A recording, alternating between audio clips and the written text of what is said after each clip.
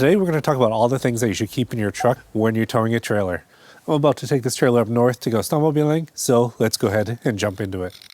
One of the first things I should probably do is get all the snow off the trailer so I can actually get my sled in there.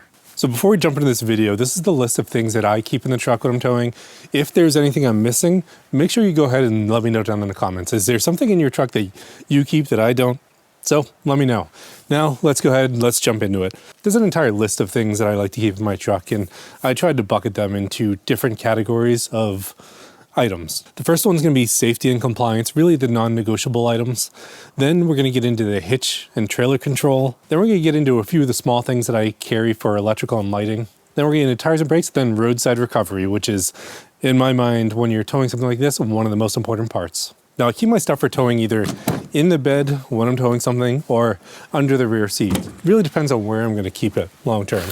And the first thing when we're talking about safety is, this is something that I always carry on me. So you hear all these horror stories of a truck and a trailer breaking down on the side of the road and then someone smashing into the back of the trailer. Now, one of the ways to avoid that is to get flares or to get something like this. So these are warning triangles and they have sand underneath them. They're actually a pretty nice setup. I've had these for a little while now and they are sand filled, I believe, so they add some extra weight. You just go like that and you have a warning. Now it's reflective, so the nice thing is people can see it. So each one of these being sand filled makes it so that they're going to stand up on the road, and it's really nice to give other people notification that you are there. All right, just quick instructions on how these work is, you saw me go ahead and put this together, but after you put it together, you can take it, you twist it, so you get 4 points, and it's essentially just a box sitting there. So you can set this up. It's really nice. This piece here is weighted, and I'll have these linked in the description below. I do like them because they're very simple. They break down nice and easy, and they come with a carrying case, so I can keep my truck a little bit more organized. Now, one of the other things that I'll carry in my truck is I'll actually carry 4 wheel chocks with me. And the reason why I do this is if for some reason the trailer or truck break down, or I need to disconnect the trailer from the truck somehow, I really need some way to keep the trailer from rolling back down a hill or just keep it secure in a parking lot so it doesn't move. And to do that, I like to carry these chocks around with me. I have these linked in the description below. You can get them at Harbor Freight. They actually have some really nice ones that I like. So that's the second item on safety. Now let's go ahead and pick out the right hitch. Now for myself, I'll actually carry multiple hitches in my truck. And it really depends on which trailer I'm towing for which hitch I'm using.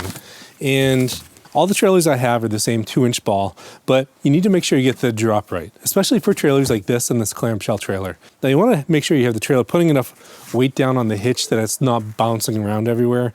So for that, I look and I make sure that I get the right one. Now with this, for this trailer, I like to use the 2.5-inch drop. You can see they've been sitting in there for a while. And then for my jet ski trailer, the way it's set up, the 2-inch drop is better. The 1/2-inch drop actually makes a pretty big difference in it. So while we're out here, I'm actually going to put this in because I am leaving soon. So I always keep a spare one of these, the pin, and then the clip that holds it in place. And the reason why I do this is, for some reason, if this ever got lost while you're on a trip, it could be devastating because you need to go find one before you can take your trailer with you. So by having an extra in this, even this is the 2.5. I keep the 2 in the truck as well. So I could drive it home with this, wouldn't have an issue, but having a spare one of these, not a bad idea.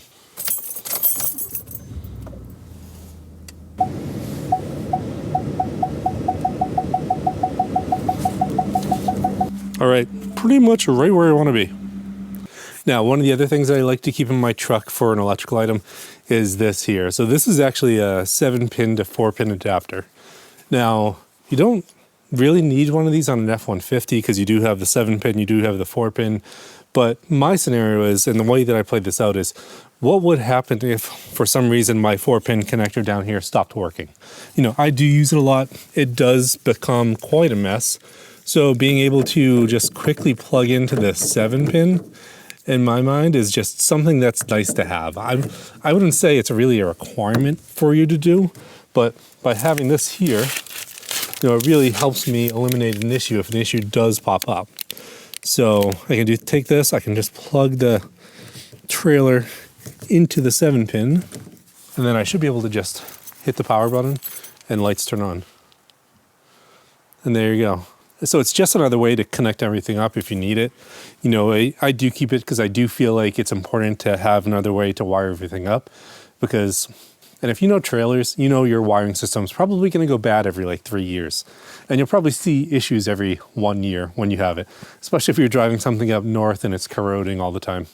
Also, it's probably not the best place to store that year round. Should probably find some sort of cover for it or something. So we're back inside for a few minutes because it's absolutely freezing out. Now, the other thing that I like to carry in my truck is Ratchet and the right size socket for not only the F-150 tires, but also the right size socket for the trailer tires. Now, the reason why I do this is because it's much easier to get the trailer tires off with an actual ratchet. So looking at a big ratchet like this, plus having the right socket for it, really makes things a lot easier. There's always a chance that if you use an impact gun on trailer tires or any sort of hub, you're gonna rip the stud out of the hub. And when you do that, it's just gonna spin and you are going to get stuck. So on longer trips, I'll always grab a ratchet, I'll grab the right socket, and I'll bring these with me. Now the problem with recording this over multiple days is we got another giant snowstorm and it completely covered my trailer again. Now, for longer trips, you always want to make sure you have the right size spare. So for this, I always check my tire to make sure that whatever I'm running is the right size. So having that spare is critically important.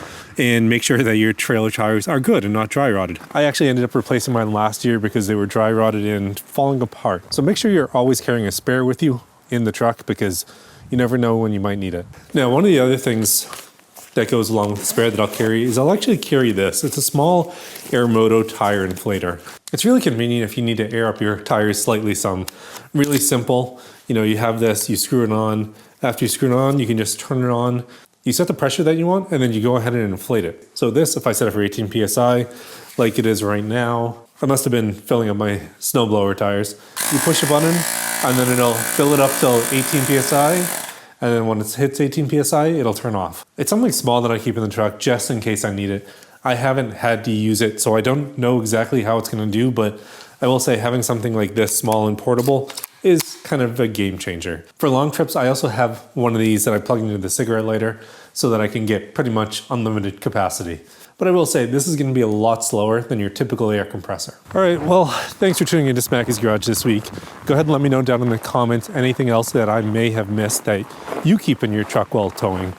I'm gonna get to clean all this up and get everything ready so that I can go snowmobiling next weekend.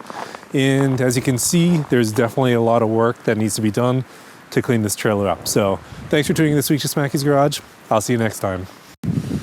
That car is not coming out of there deep until spring.